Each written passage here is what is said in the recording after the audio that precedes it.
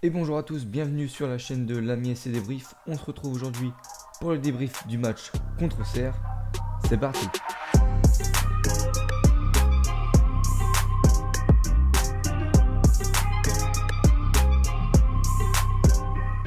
Alors on commence avec le résumé comme d'habitude.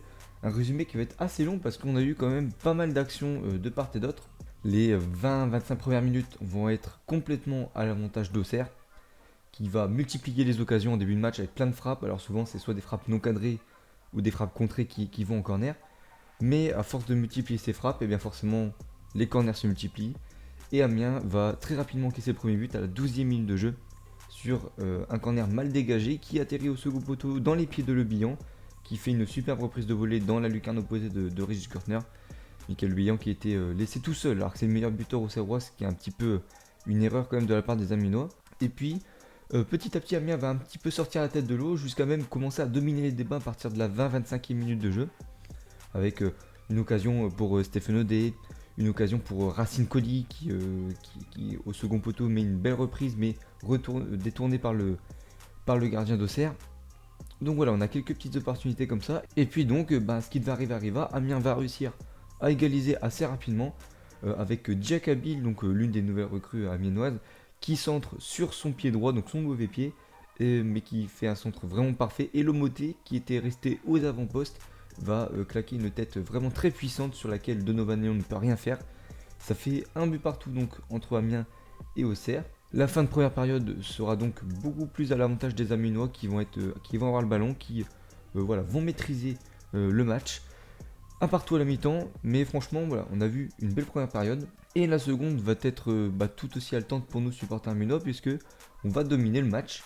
On va vraiment produire du jeu, ce qui... Voilà, ça fait longtemps qu'on n'en avait pas produit. Ça fait plaisir, on va avoir quand même pas mal d'occasions. Jacabi va avoir sa tête arrêtée par le gardien d'Auxerre, qui n'était pas assez sur le côté, pas assez puissante. On a Timité entre en cours de jeu, qui va avoir une occasion aussi, le ballon sera dévié en corner. Alexis Blin tentera sa chance, également frappe cadrée, mais encore une fois, il manquera ce petit truc pour mettre en danger le gardien d'Auxerre. Plusieurs fois aussi, Timité à un moment, il va centrer fort devant le but. Malheureusement, il n'y a personne pour couper, alors que pourtant, justement, le gardien, là, il pouvait rien faire. Alphonse, c'est pareil, à un moment, il a peut-être l'opportunité de marquer, de frapper, et finalement, il décide de recentrer, alors que c'était peut-être pas la meilleure solution. Et du coup, le ballon est dégagé. Mais en tout cas, voilà, on a eu beaucoup de petites occasions qui auraient pu donner de grosses occasions.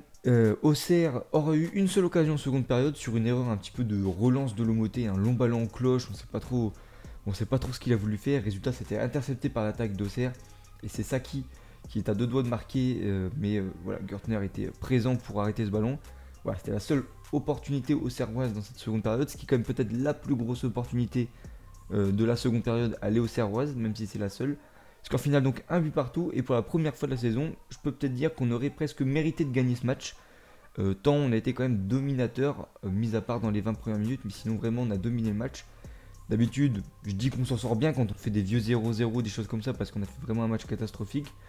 Là, cette fois-ci, on aurait presque mérité de gagner le match. Pour moi, c'est un très bon un partout.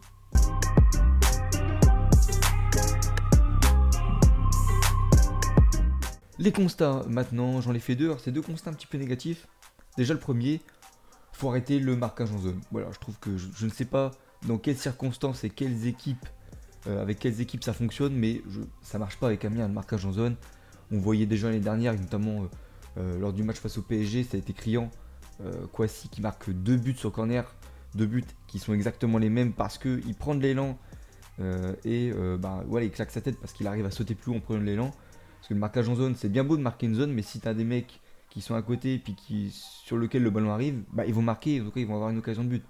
Le marquage individuel, je pense que c'est quand même la meilleure solution, c'est le plus simple et c'est le plus sécurisant, on va dire, pour la défense. Donc voilà, faut arrêter le marquage en zone. Hier encore, on a pris un but comme ça. Le Bihan, le meilleur buteur au Serrois et le deuxième meilleur buteur du championnat, il était tout seul au second poteau parce qu'il n'était pas dans la zone vraiment où il y avait le marquage. Et ben voilà, le ballon lui est revenu dessus et il s'est pas fait prier pour marquer. Donc il faut arrêter ce marquage en zone et faire du marquage individuel. Le deuxième constat, c'est qu'il faut tenter plus que ça. On voit que les joueurs sont pas assez en confiance.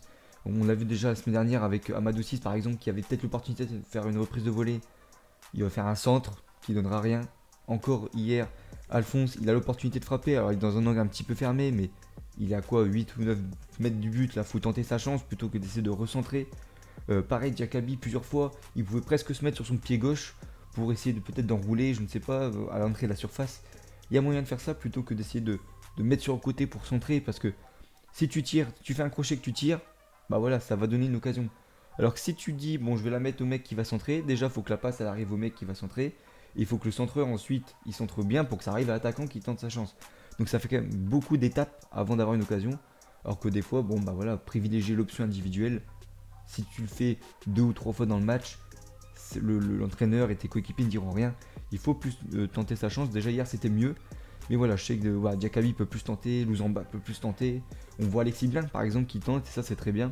Mais tout le monde doit faire comme Alexis Blin dans ce domaine-là. On passe au flop. Il n'y a pas beaucoup de flops, bizarrement. C'est la première fois depuis beaucoup de matchs que je mets pas 3 flops. J'en ai mis que 2. Le premier que j'ai mis, c'est Stéphane Audet. Volontaire mais manquant de justesse technique ou prenant la mauvaise décision dans la zone de vérité, il a finalement pas pu inscrire le but de la victoire. Malgré 2 frappes tentées et 2-3 autres occasions chaudes dans la surface auxerroise, avec notamment voilà, un contrôle manqué. Il était à quelques centimètres de pouvoir le contrôler, d'avoir une occasion, il le manque. À un moment, il peut peut-être centrer pour Louzamba et finalement il tergiverse un peu, il obtient seulement un corner. Donc voilà, Audet a pas fait son meilleur match. On sent qu'il a de l'envie, mais il manque quelque chose pour qu'il claque plus. Je lui ai mis 4 sur 10. Le principal flop pour moi, c'est Iron Gomis.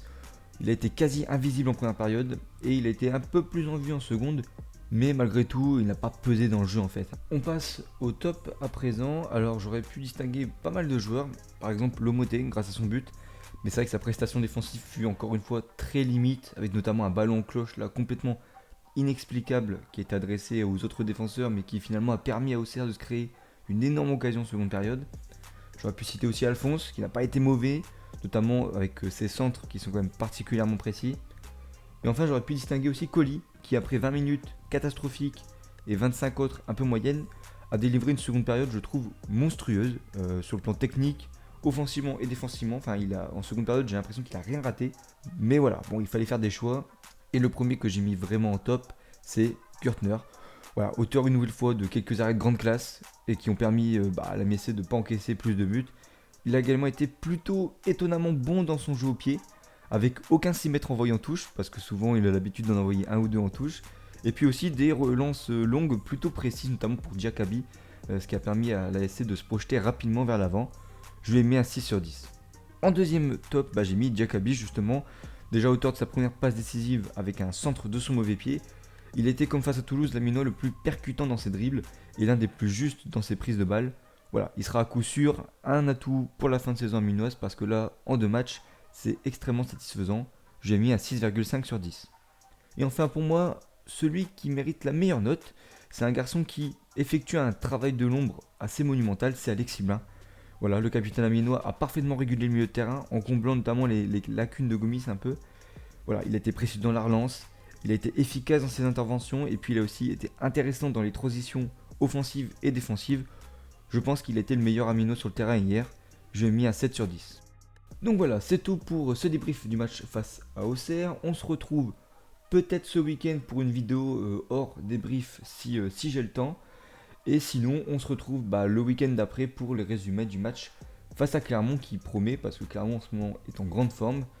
Donc voilà, je vous dis à la prochaine et n'oubliez pas, qui ne saute pas n'est pas un Ménois. C'est pas fini, la remise instantanée vers le point de pénalty, ballon qui traîne sur Bongo qui est fort, qui va incroyable, et c'est fou, et c'est fini, Amiens est en Liga. Quelle histoire, quel scénario, mais quelle saison.